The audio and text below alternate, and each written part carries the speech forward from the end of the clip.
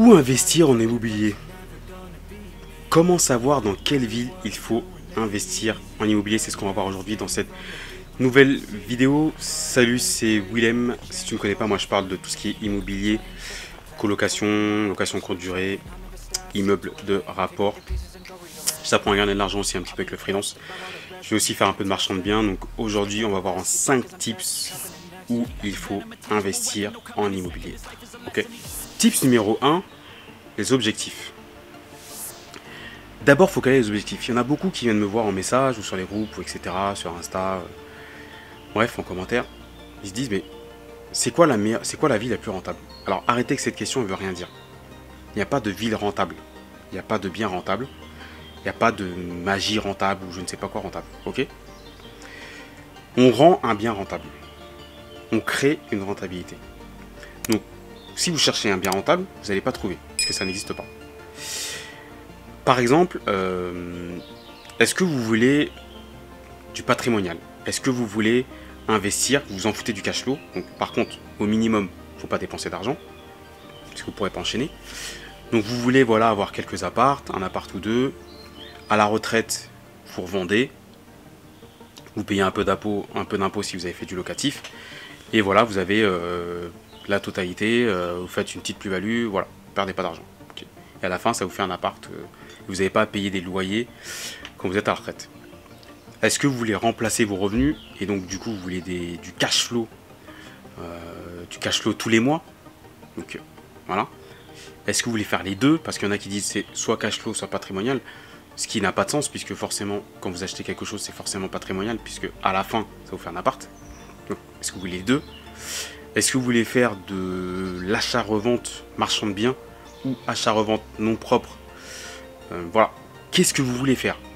Qu'est-ce que vous voulez faire? Fixez votre objectif. Donc prenez votre stylo, faites pause, marquez votre objectif, parce que sinon la suite vous allez rien comprendre. Voilà, dites-moi, patrimonial, CF++, cash flow positif, remplacer son job, un petit complément de revenu, voilà. Qu'est-ce que vous voulez faire? Ok, on le sait. Moi je vais vous donner un objectif par exemple, moi je veux remplacer mon job actuel. Donc, et il faut 10K en passif, revenu passif. Donc, si moi je veux 10K en revenu passif, forcément il faut que je vise une haute rentabilité.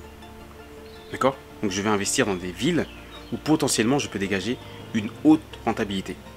Où je peux faire de la division. D'accord? Donc ça c'est un premier indice. Type numéro 2, il va falloir se poser les bonnes questions. Alors, la bonne question c'est pas où est la ville rentable? Ou même ce que j'ai dit en titre, où investir en immobilier. Ça c'est pas la bonne question. La bonne question, c'est est-ce que vous voulez investir à côté de chez vous? C'est-à-dire, est-ce que vous voulez que ce soit juste à côté de chez vous? Ça c'est une question. Parce qu'il y en a qui se disent ok, où investir? Alors après, on va leur dire par exemple Rouen. Ah mais non, c'est trop loin de chez moi. Bah attends, tu me demandes où investir, je te dis une ville, tu me dis c'est trop loin de chez moi. Donc, voilà. Donc là, pareil, tu reprends ton stylo et tu vas noter les questions que je te dis. Donc tu notes les questions, tu fais pause et tu notes les questions. Où investir? Alors, est-ce que tu vas investir à côté de chez toi? Première question. Est-ce que ça t'embête si c'est loin de chez toi? Voilà. L'un ou l'autre. Ça peut pas être les deux en même temps. Voilà. Soit l'un, soit l'autre. Moi, il fallait absolument que ce soit à côté de chez moi. Voilà. Est-ce que c'est bien ou pas bien? C'est pas bien ou pas bien, ça dépend de l'objectif. Il n'y a pas de meilleure solution, machin. Voilà. Ça dépend des objectifs. Mais moi, il fallait que ce soit à côté de chez moi. Donc déjà j'ai donc à côté de chez moi dans une zone de 20 km, 20-25 km. Donc déjà c'est simple, j'habite dans une ville, dans le 78, vers Versailles, je fais un rond, et là j'ai ma zone. Donc là voilà j'ai déjà une zone. Donc à la question où investir en immobilier, j'ai déjà une zone qui est prédéfinie. Première chose. Deuxième chose, tu t'en fous de la ville. Ok, bon, tu t'en fous de la ville. Mais si tu investis hors de chez toi, est-ce que tu connais quelqu'un qui habite là dans... Est-ce que tu connais quelqu'un par exemple en province? Moi c'était ma condition sine qua non. Ou est-ce que tu connais des sociétés qui vont déléguer? Ou est-ce que tu connais déjà des villes de province? Ou tu n'en connais pas du tout? C'est déjà cette première question. Est-ce que tu veux investir loin de chez toi, mais est-ce qu'il faut que ce soit accessible en train facilement? 1 heure, 2 heures. Voilà, il faut que tu te poses ces questions en fait. Voilà, est-ce que tu veux que ce soit loin de chez toi, mais tu t'en fous si tu n'y accèdes jamais? Ou est-ce que quand même, il faut que ce soit loin de chez toi, mais il faut que tu puisses y accéder? Donc, deuxième chose, il faut que ce soit en province, mais il faut absolument que j'ai 2 heures en train. Pareil, tu fais ton petit cercle, et tu vois toutes les villes qui ont accès TGV 1 heure, 2 heures en train. Donc déjà, ça réduit les villes. Donc tu vois déjà où investir en immobilier, tu as déjà une zone. Ok. Ensuite, tu as ton objectif. D'accord? Imaginons que tu veux faire du patrimonial. Donc là, tu ne vas pas viser forcément les colocations comme je fais, de la LCD, etc. Tu peux acheter un petit bien, même si c'est pas du tout mon truc, et essayer de faire un bon coup. Donc toujours acheter sans travaux, avec des travaux, pardon. De louer, voilà, au moins tu perds pas d'argent. Ok. Sachant que c'est pas mon truc. Moi, c'est la division LCD, colocation, immeuble de rapport. Ou tu vises, par exemple, un fort cash flow. Et là, tu vas regarder les villes où soit il y a des, comment dirais-je, des facs, des universités, des lycées où il y a des majeurs, ce genre de choses. Soit il faut que ce soit à côté. Donc tu cherches les villes où tu vises les quartiers où vraiment il y a ces genres de choses. Ou tu vises les villes qui sont accessibles facilement. Je m'explique. Par exemple, imaginons je vise Bordeaux. Alors Bordeaux, si tu connais Bordeaux, il n'y a pas assez de logements pour les étudiants. Du coup, la technique c'est quoi? De voir la ville moyenne à côté, mais qui est accessible en train rapidement.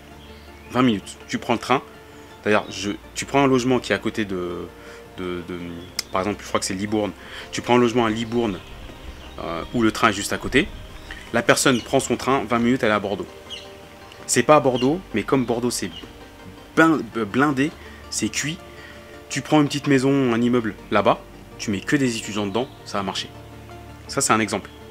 Ok? Donc, il faut absolument que tu te poses les bonnes questions en fait, par rapport à tes objectifs, par rapport à ce que tu souhaites, par rapport est-ce que tu es prêt à ce que ce soit très loin de chez toi, ou est-ce que faut y ailles jeter un coup d'œil de temps en temps.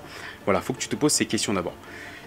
C'est bizarre, mais à la question où investir en immobilier, c'est pas cette question-là qu'il faut se poser. D'accord? C'est en dernier qu'il faut se poser cette question. Voilà. Tips numéro 3. On veut de la rentabilité. Alors, imaginons que tu veux de la rentabilité comme moi et tu veux remplacer ton job. Ce que tu vas faire, c'est viser des choses que tu divises. Donc, soit tu divises des colocations, donc il faut que tu vises des villes. Donc, si tu veux que ce soit à côté de chez toi, la plus proche où il y a des universités, des facs, des lycées, etc. Si dans la ville même, tu n'as pas...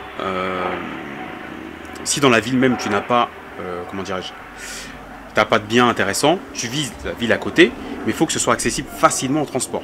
Il faut que les transports soient juste à côté à pied. Et que la personne, elle descend, elle prend son bus ou son train, bim, c'est direct. Il ne faut pas qu'elle ait à marcher des heures et des heures, d'accord? Donc vraiment, il y a cette histoire d'accessibilité, si tu vises des colocs. Ensuite, tu peux viser la partie LCD. Il faut savoir que la location courte durée, étonnamment, ce que j'ai appris récemment, honnêtement, ça peut marcher partout. Ça peut marcher pour s'il y a des sociétés, donc des gens qui font des allers-retours vite fait pour les pros, si tu es à côté des plages, si tu es à côté d'événements, mais ça peut même marcher dans des villages s'il y a des choses à décorer, si tu fais le logement atypique, ça peut marcher un peu partout. Si par exemple tu es dans une province, je peux te dire que c'est ce que je vais faire, les logements atypiques ça va marcher. Même si tu es dans une province reculée en fait. D'accord? À partir du moment où tu as un logement atypique, tu vas viser une cible de gens qui veulent, ce qui marche bien aussi c'est le love room, ou des maisons dans des arbres ou je ne sais quoi. Voilà, c'est des petites maisons, des trucs comme ça. Avec jacuzzi, tu proposes des additionnels. Si tu es perdu, tu fais des trucs à thème, tu achètes un truc qui coûte vraiment pas cher parce que tu es en province et tu vises la location de courte durée avec des trucs, avec des thèmes spécifiques. Et là, tu vas avoir de gros cash flow, d'accord? Donc, dans tous les cas, quand tu fais de la grosse rentabilité, il faut que tu vises des choses que tu divises. Soit de la courte durée, ou comme je t'ai dit, tu vises des logements typiques, ou si tu es à côté de la plage, de monuments, ou à côté d'événements, voilà, tu vas remplir ta location courte durée. Ou tu vises de la colocation, ou tu vises des maisons que tu divises. Ce qui marche toujours, c'est les studios. Les studios, ça va toujours se louer. Mais n'achète pas un studio. Achète une maison que tu divises en studio. Et pour ça, il faut les places de parking, etc. Donc je ferai une autre vidéo dédiée là-dessus. Mais vraiment, si tu veux de la rentabilité, il faut que tu te concentres sur la division et la division qui va fonctionner. Donc les villes où il y a de la colocation, les villes où tu peux faire de la location courte durée pour ce que je t'ai dit, et les maisons, tu peux faire ça à peu près n'importe où. Donc maison que tu divises en studio, plutôt dans les villes moyennes, pas les grandes villes, mais plutôt les villes moyennes. Pour pouvoir diviser en studio, il faut que les transports aussi soient accessibles. L'accessibilité est vraiment importante. Après, quand tu fais de la SCD et à thème, les gens vont prendre leur voiture, c'est un peu différent, mais vraiment l'accessibilité est très importante. Ok? Donc là, vraiment, quand tu as l'objectif rentabilité, il faut que tu te concentres sur ces points-là. D'accord? Et si tu as remarqué, je t'ai pas encore donné de ville. On va y arriver. Après, le tips numéro 4, patrimoine. Donc là, on a mélangé tous les tips d'avant. Là, on veut faire du patrimoine. Alors, je te conseille, même si tu fais du patrimoine, c'est de ne pas perdre d'argent. Là, tu peux investir à peu près n'importe où, entre guillemets. Mais le but, c'est que tu sois à l'équilibre. D'accord? Donc, moi, je suis pas fan des studios, mais ça peut même marcher. Si tu investis, par exemple, dans le Grand Paris, qu'il n'est pas trop tard, là, c'est un bon investissement parce que tu vas même faire une bonne plus-value. D'accord? Après, tu peux aussi avoir comme objectif de faire de l'achat-revente entre guillemets en nom propre. Donc, tu achètes un appart en nom propre, donc là tu vises les grandes villes. Et là tu es sûr de faire un petit peu près une plus-value. Tu achètes ton appart, tu vis un peu dedans ou pas, tu prouves que c'est ta raison principale, et puis tu revends. Donc là c'est quand tu as un objectif plutôt d'achat-revente, enfin de faire de l'oseille rapidement, faire de l'argent rapidement, d'accord? Mais quand tu as un objectif plutôt patrimonial, en fait au niveau des villes tu es un peu plus souple, parce que ton objectif c'est vraiment pas faire du cash flow. C'est vraiment d'avoir un bien pour plus avoir de loyer quand tu seras vieux, etc., etc. Donc là, le but, c'est vraiment juste de ne pas perdre d'argent quand tu achètes. D'accord? Tips 5 et le dernier, tu n'en sais rien. Tu ne sais pas quel est ton objectif. J'ai beau te l'avoir répété toute la vidéo, tu ne sais pas quel est ton objectif. Tu ne sais pas si tu veux du patrimonial, du cash flow, l'achat-revente, tu ne sais pas du tout. Alors, donc déjà, je vais t'expliquer. Tu peux aller sur cette vidéo pour voir comment fixer ton objectif, mais sinon, je vais t'expliquer là, en 2 secondes, comment faire. Il y a 2 choses. Si tu remarques, je t'ai toujours pas dit de ville. Donc, je t'ai donné des exemples, je t'ai pas dit de ville. Pourquoi? Pour une chose simple. Te donner de ville, une ville n'est pas rentable, comme je t'ai dit, ça n'a aucun sens. Si je te dis investis, moi je te dis par exemple, j'investis dans 78. J'ai investi dans une ville où je fais du cash flow. La même personne, donc ma femme connaît une personne qui a investi dans la même ville à 5 minutes, nos 2 appartes, elle perd de l'argent, je gagne de l'argent. Maintenant, je te repose la question. Cette ville-là, elle est rentable ou pas? Tu vois bien que ça n'a pas de sens. La ville, c'est pas une ville qui est rentable. C'est le bien, comment je crée la rentabilité qui fait que c'est rentable. Donc, te donner des villes, si je te donne une liste de villes, ça ne veut rien dire. Il faut que tu saches comment créer la rentabilité par rapport à tes objectifs. Une ville, dire Paris c'est rentable, tel c'est rentable, ça n'a aucun sens. Parce que je vais te dire une ville, tu vas investir, je ne sais pas comment tu vas faire tes travaux ou comment tu vas diviser, etc. Comment tu vas exploiter, et tu vas perdre de l'argent. Donc ça dépend de l'exploitation. Donc quand on te donne une liste de villes, c'est du bullshit. D'accord? C'est du bullshit. Il faut que tu fasses ce que je t'ai dit et la ville va tomber toute seule. Le cercle va se refermer, machin, parce que tu auras fixé une zone, tes objectifs, et la ville va se définir toute seule, entre guillemets. D'accord? Ensuite, l'autre élément, quand tu ne sais pas du tout par rapport à tes objectifs, il y a une règle à retenir. Acheter le plus bas possible par rapport au marché. Je répète cette règle. Acheter le plus bas possible par rapport au marché. Pourquoi cette règle?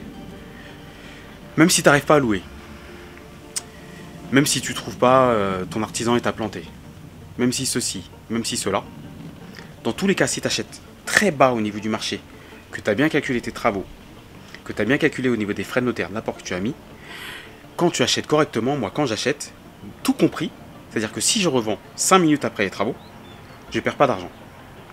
Mon dernier bien, je l'ai acheté 180, j'ai fait 64 travaux, 110%, donc j'ai mis 0 €. Le bien, à la seconde où je l'ai rénové, il valait 265 000 €. Je devais à la banque à l'époque 250. Donc si je le revendais 5 minutes après l'avoir fini les travaux, je gagnais déjà de l'argent. Donc la seule règle que tu dois retenir, si tu dois retenir une règle aujourd'hui, c'est d'acheter toujours très très bas par rapport au marché. La seule fois, ne jamais acheter trop haut par rapport au marché. Jamais. Même quand c'est ma résidence principale, je n'achète jamais trop haut. Ça sert à rien. Il n'y a pas de coup de cœur. Même si cette résidence principale, c'est du business. Il ne faut pas que tu perdes d'argent après. D'accord? Donc, des fois, j'achète. À la limite, des fois, je prends des risques. J'achète au prix du marché. Ça, c'est au prix. Je prends des risques parce que je sais que je vais me faire de l'argent tout de suite. D'accord? Ou je sais que ce sera rentable plus tard. Je prends un peu de risque parce que j'ai un peu de marge sur d'autres biens. Mais ne prends pas de risque. Achète toujours en bas du prix du marché. Et dans tous les cas, tu vas pas perdre d'argent. Dans tous les cas, il y a une galère, tu revends. Il ne faut pas avoir peur en fait. Dans tous les cas, tu vas t'en sortir. Et pour acheter très bas au prix du marché, il faut acheter des biens pourris. Ou malheureusement, où il y a eu un décès, divorce, où les gens sont pressés, etc. etc. Donc c'est là que tu auras les meilleurs coups. Et bien sûr, les biens off-market, de tes partenariats avec tes agents. Merci d'avoir suivi la vidéo. Si tu as kiffé, tu likes, tu t'abonnes. Et on se voit à la prochaine. Et bien sûr, tu télécharges tes guides gratuits. Et pour info, j'ai sorti une formation qui sera disponible pour mes jouets. Mais j'ai lancé des précommandes parce que j'avais beaucoup de demandes. Là, 50% en ce moment. Donc j'ai mis ça dans la description. C'est comment obtenir ton prêt une fois que tu as identifié ton bien. Sur la gestion du budget, des finances, etc. Donc pour ceux qui sont en CDI, ceux qui n'ont pas de CDI, tu verras sous ça. Sinon, j'ai tout dit. À la prochaine.